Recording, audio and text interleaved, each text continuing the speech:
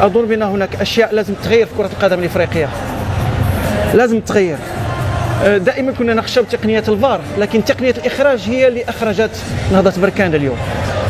احنا لسنا بحكام، ممكن اللقطات ممكن نختلف فيها، لكن اعطيني الناس اللقطات. الاعادات اشتغلت فقط في الكروت الصفراء اللي نهضه بركان، لم تشتغل في كل الحالات اللي كان فيها شك. اعطيني اعاده وخلي الناس تحكم، وخلي الحكم ايضا اللي نايم. اظن ليست هذه اول مره. بركان ذهب ضحيه فيما قبل. الرجاء امام الاهلي لما جاب المخرج ضربه جزاء خياليه، والكره لمست يد لاعب الرجاء البيضاوي، وهي ما لمستش يد لاعب الرجاء البيضاوي، لمست في فخذه. لذلك فاليوم لازم ان نهضه بركان صحيح انه خرج مرفوع الراس، لكن لازم يرفع شكوى، لان بهذه الطريقه مش ممكن تستمر. لا لا لا. شوفوا الفرق ما بين مباراة الذهاب ومباراة الإياب. مباراة الذهاب كانت فيه لقطة كانت ممكن ينطرد فيها لاعب نهضة بركان، وهيثم تكلم عليها تقريبا 10 دقائق وما عنده الحق. ليش عنده الحق؟ لأن المخرج المغربي جمع جميع الزوايا. أنا أتكلم عن المخرج من المصدر في مصر، وليس مخرجنا هنا جزاه الله خير. مخرج من المغرب جاب جميع الزوايا. اعطي الناس وخليها تحكم، وخلي الناس تاخذ كل واحد ياخذ رايه ويعطي رايه. هذه هي كره القدم، لكن بهذه الطريقه تهضم حقك. ولذلك اظن بان نهضه بركان خرج من المباراه في نفس، وانت تكلمتيني قلتي لي بان اللاعبين نهضه بركان خرجوا من المباراه، معلوم خرجوا من المباراه لان تهضم حقهم. لذلك ممكن نتكلم على التغييرات ونتكلم على الاسلوب اللي لعب به نهضه بركان، لكن لازم نعود على بعض الاشياء. هو من المفروض في فار، والعوده والرجوع الى الفار، لكن ساعطيك اللقطات. انت طلبت لقطات بالتحديد فيما يتعلق بركله جزاء، ربما هي لحظه عزيز حتى اكمل بعد اذنك.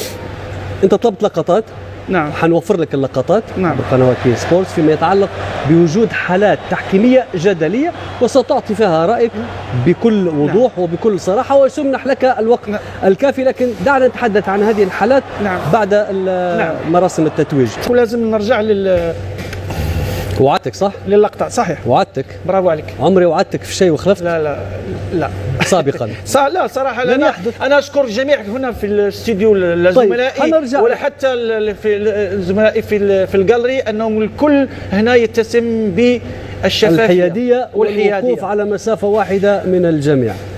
وفي خلال هذا الاستوديو حنجيب لك اللقطات اللي انت اخترتها، وانا ما عمريش خذلتك قبل ومش حنخذلك الحين. احنا هنا مش حناخذ قرار، بس حنشوف اللقطات حنعطيو للجمهور. حق احقاق للحق. برافو عليك. انك انت الشيء اللي طلبته حتاخذه. كنت خلال هذا الاستوديو قد وعدت الكابتن محلل قنوات بين سبورتس عزيز بنيج بعرض لقطات وحالات تحكيمية جدلية من اختياره شخصيا وأحقاقا للحق. علي أن أفي بهذا الوعد. سنعطيك اللقطات وتفضل حضرتك ادلي بدلوك. جدلية لعدم إعطاء إعادة للقطات، أما جدلية أنا لست حكم. يعني احنا ممكن من تقاسمنا الرأي، ولكن شوف عزيز، انا فقط للاعاده. اعطي الاعاده وخلي الناس تحكم. طيب احنا اجتهدنا بقدر المستطاع خلال قنوات بين سبورتس ان نوضح الصوره ونعمل، وهذه اعاده فقط على توضيح ما يمكن توضيحها.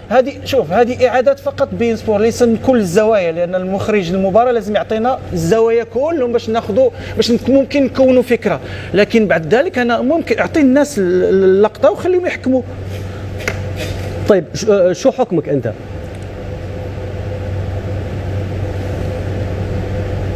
انا صراحه في هذه الزاويه مش ممكن نحكم. هل ممكن تشوفها من الزاويه الاخرى في احتكاك؟ لحظه كابتن عزيز.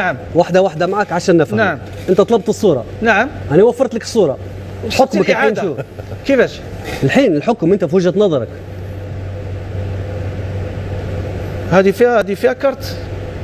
ولكن الثاني انا ما نقدرش نحكم في زاويه واحده، بس حسب الصوره المتاحه نقصد. لا مش ممكن. مش ممكن. اذا قلت ضربه جزاء ممكن اهدم حق الزمالك.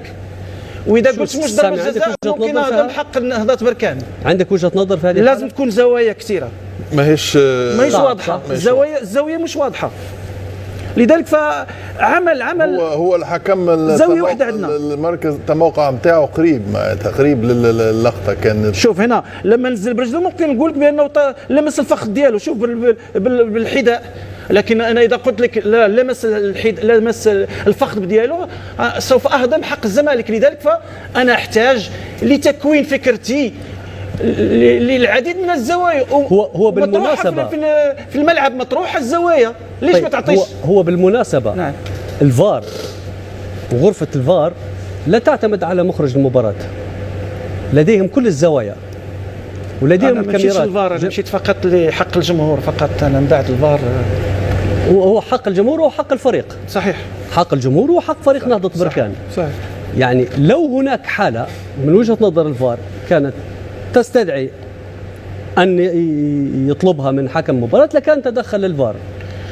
الصورة بشكل عام هذه ما نقدرش نفتي فيها عزيز. لا يعني أنت طلبت مني الصورة، أنا وفرت لك الصورة وبالعكس حاولت نقربها أكثر ما يمكن. المهم أعطينا الصورة للجمهور وممكن يحكم هل في احتكاك أم لا، لكن أنا أظن بأن نحتاج إلى العديد من الزوايا لكي نكون فكرة صلبة.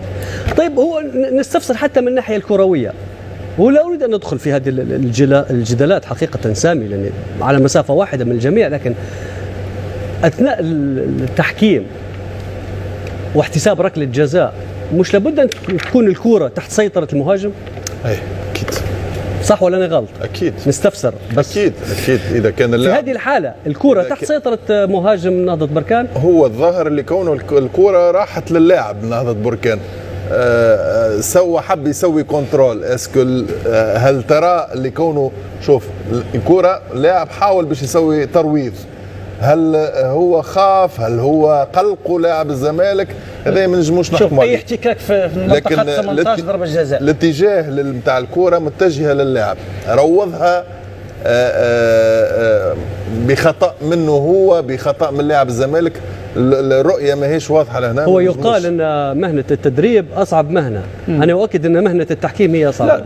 أصعب مهنة التحكيم. شوف لذلك فلازم تعطي ماشي أصعب يعني الدوافع للناس للجمهور ايضا. المهم انا وفيت بوعدي معاك. لا وفيت بس براءة انا بس انا براءة معاك. احنا الاخراج هناك لازم يكون في المستوى ويعطي الزوايا. علاش في كارت اصفر اعطيتي الزوايا من اليمين من اليسار، هذه كارت هذا جرو من يده هذا جرو من كتفه، وهنا ما تعطيش الزوايا. اعطي الزوايا وخلي الناس تحكم فقط. طيب